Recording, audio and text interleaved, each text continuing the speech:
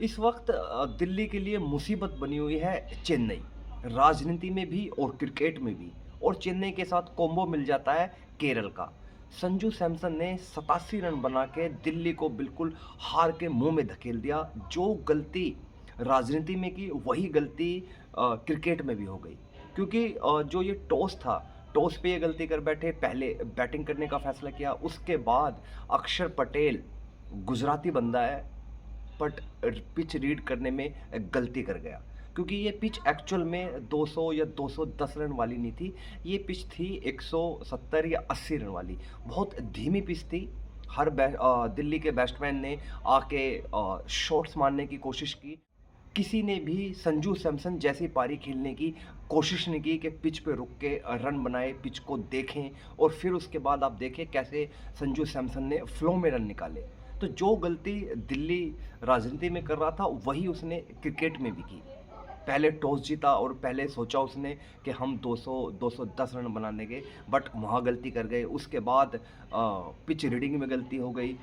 जो संजू सैमसन ने कर दिया इनके साथ, वो दिल्ली का कोई बंदा नहीं कर पाया, कोई बंदा भी। क्योंकि जो 87 की जो पारी थी, ये बिल्कुल डिफरेंट थी पूरे मैच में।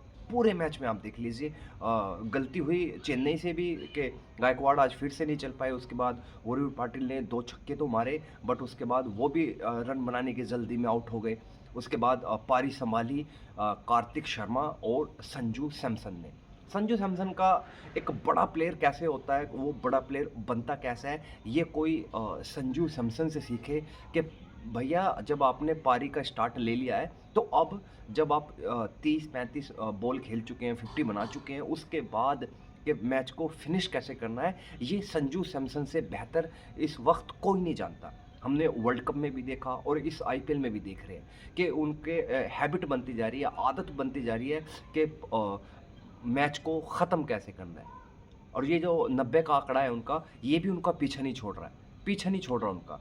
क्योंकि हम देखें कि दिल्ली वर्ल्ड कप में भी वो 3 बार 90 के पास गए, इसमें भी 2 बार जा चुके हैं। तो उनका, बट सबसे अच्छी बात क्या है कि वो ये नहीं देखते कि वो शतक के करीब जा रहे हैं तो धीमा खेलें या मैच को थोड़ा सा लंबा खींचें, नहीं। जब वो जम जाते हैं, जब वो क्रीज़ को समझ जाते हैं, तो वो कोई भी बॉलर हो, मिचेल स्टार्क हो, कुलदीप यादव को उन्होंने आज कितना बुरा फेंटा लगाया कि छक्के पे छक्का, छक्के पे छक्का। उसके बाद उन्होंने नटराजन को मारा, उसके बाद अक्षर पटेल को मारा, उसके बाद उन्होंने मिचेल स्टार्क को मारा। कोई नहीं बख्शा उन्होंने, क्योंकि पिच समझ में आ चुकी थी उनके। और जब पिच समझ में आ जाती है बल्लेबाजों के, तो ऐसे ही फ्लो से रन निकलते हैं जैसे संजू सैमसन के निकले। तो जो ये पूरा मैच था, इसमें एक ही चीज़ डिफरेंट थी, वो थी संजू सैमसन की पारी। नहीं तो हम बात करें केएल राहुल की, वही जल्दबाजी वाला शॉट्स। क्योंकि पिच बहुत धीमा था, रुक के गेंद आ रहा था, लो बाउंस पिच था। तो टॉस पे ही गलती कर गए कि आप दिल्ली जब टॉस जीता तो पहले बैटिंग करने का फ़ैसला किया, जबकि ये फ़ैसला गलत था। आप चेन्नई को खेलने देते और एक टारगेट का इंतज़ार करते कि चेन्नई कितना टारगेट लगाती है, उसको चेस करते उसको, बट नहीं। दिल्ली को तो बहुत जल्दी रहती है हर चीज़ की कि भैया हम जाएंगे और ताबड़तोड़ क्रिकेट खेल के ये मैच ख़त्म कर देंगे, बट ऐसा ना हुआ। और अब चेन्नई ने जो राह पकड़ी है, जब से गायकवाड़ की फॉर्म आई है, जब से सैमसन की फॉर्म आई है। क्योंकि जब सैमसन शुरू के 3 मैचों में नहीं चल पा रहे थे, तो बहुत सारा क्रिटिसिज्म हुआ कि भैया ट्रेड करके गलती कर दी चेन्नई ने, संजू को वापस लेके आ गए। बट संजू ने बिल्कुल सही साबित कर दिया। उसके बाद हम बात करें, लिंगी निगीडी वापस आए दिल्ली में, बट उनका भी कोई फ़ायदा नहीं हुआ। उसके बाद कुलदीप यादव लैमे नज़र नहीं आ रहे। मिचेल स्टार्क को तो जब वैभव ने भी छक्का मारा तो उनका तो वहीं पे मनोबल टूट गया होगा कि भैया एक 14 साल के बच्चे ने मुझे छक्का मार दिया। इतने अनुभवी गेंदबाज है कि जब कोई इतना छोटा बच्चा छक्का मारता है तो उनको समझ आता है कि भैया अब धार नहीं है। और दूसरी बात, हम बात करें पिचेस की, तो जहाँ हम पहले देख रहे थे कि 250 रन भी सेफ नहीं है, अब टीमें पिच थोड़ी हल्की हो गई है आईपीएल की। बॉलर्स को टर्न मिलने लगा है, स्पिनर्स को गेंद ग्रिप होने लगी है। तो अब 160 70 80 रन भी ऐसे लगते हैं कि भैया दूसरी टीम चेस कर पाएगी या नहीं।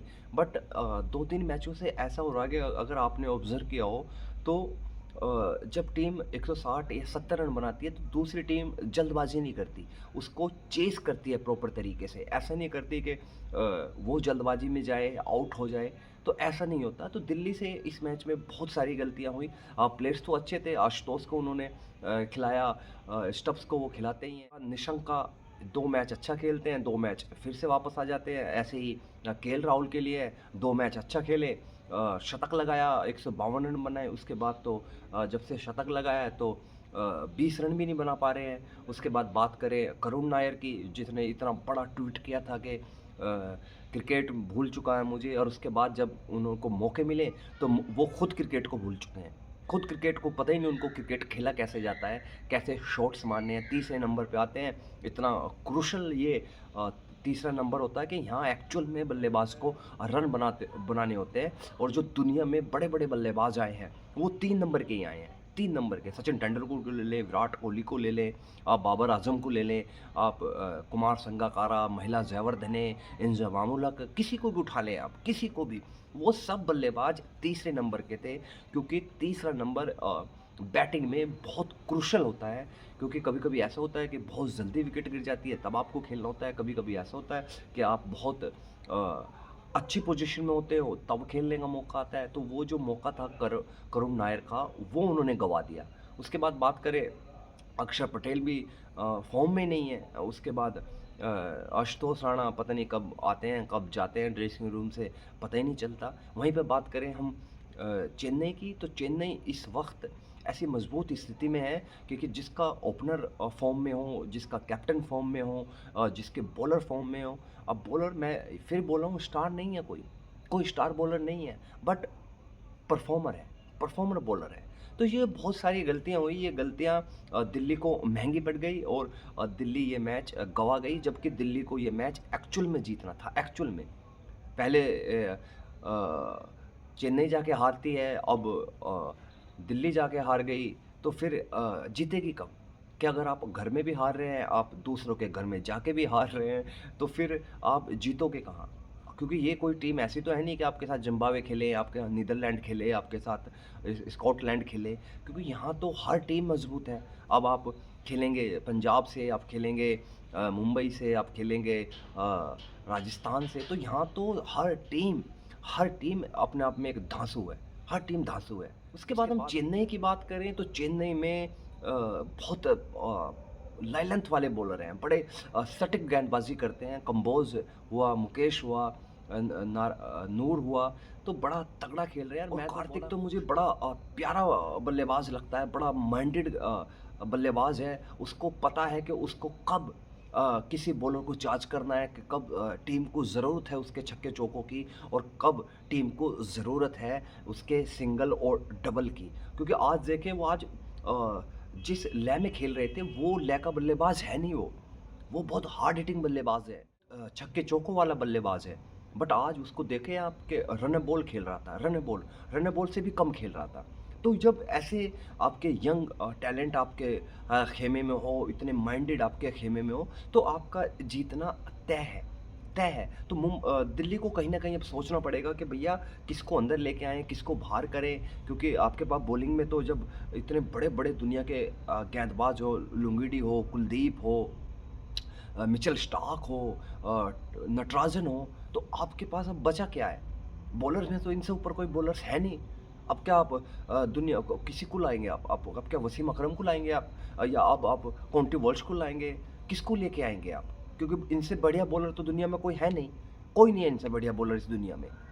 ठीक है। उसके बाद बल्लेबाजी में भी आप देख लें, आपके पास निशंका है श्रीलंका के ओपनर, उसके बाद केएल राहुल है, उसके बाद करुण नायर हैं, स्टब्स हैं, आशुतोष हैं। तो मुझे तो ऐसा लगता है कि दिल्ली की जो टीम है वो एक्चुअल में बहुत बड़ी है, पर कागज़ों पे बड़ी है, परफॉर्मेंस में ज़ीरो ज़ीरो। ये हार चुभेगी दिल्ली को, बहुत चुभेगी, क्योंकि ये जीत चाहिए थी दिल्ली को। अगर उसको इस रेस में रहना है प्लेऑफ की, उसको सेमीफाइनल या फाइनल खेलना है, तो ये जीत चाहिए थी, जो जीत चेन्नई छीन के ले गई इनसे। तो अब देखते हैं कि दिल्ली का ख़ैमा किस रणनीति पे जाता है और किसकी तरफ अब जाएगा, क्योंकि अभी तो ऐसा लगता है कि उनको किस-किस को बाहर करेंगे। समीर रिज़वी अच्छा खेल रहे हैं, स्टब्स अच्छा खेल रहे हैं, तो सब अच्छा खेल रहे हैं, तो हार किसकी तरफ से हो रही है? हार हो रही है माइंड से, क्योंकि आप डिसीजन सही नहीं ले रहे हैं। जब तक आप डिसीजन सही नहीं लेंगे, तब तक हार होती रहेगी। और वहीं पे हम बात करें चेन्नई की, तो चेन्नई तो थाला के बाद भी लाइन पे आ गई है और अब उनके 10 पॉइंट हो गए हैं, 5वें नंबर 6ठे नंबर पे आ गई है। और पॉइंट टेबल आप देखोगे तो अब कई टीमें 12 पॉइंट पे पहुंच चुकी हैं, स्टक हो गई है वहाँ पे। 4 टीमें इस वक्त 12 पॉइंट पे हैं, तो अब जो नीचे लगी हुई टीमें, उनके लिए बड़ी मुश्किल हो गई है, बहुत मुश्किल है उनके लिए अब इस रेस में बना रहना, क्योंकि वो अभी 8-8 9-9 मैच हुए हैं और सब 5 टीमें 12 पॉइंट से ऊपर लेके बैठी हुई है। तो अब जो छोटी टीम है उनका क्या होगा, जो नीचे लगी हुई हैं, क्योंकि उनका तो आस ही खत्म हो गई है। तो पॉइंट टेबल ने बड़ा इंटरेस्टिंग कर दिया है ये पूरे आईपीएल को, और बड़ा मज़ा आ रहा है इस वक्त आईपीएल में। स्कोर भी कम हो रहे हैं, चेस भी बड़े लास्ट के ओवर में जाके हो रहे हैं, और छक्के भी देखने को मिल रहे हैं, विकेट्स भी देखने को मिल रही है। तो इस वक्त फुल एंटरटेनमेंट चल रही है आईपीएल में। बड़ा मज़ा आया। अगर आपको भी मज़ा आया हो तो वीडियो को लाइक कीजिएगा, कमेंट्स कीजिएगा, सब्सक्राइब कीजिएगा, और अपने दोस्तों को ये वीडियो शेयर करना ना भूलें, और बेल आइकन का बटन ज़रूर दबाएं कि आने वाली वीडियो का नोटिफिकेशन आपको मिल जाए।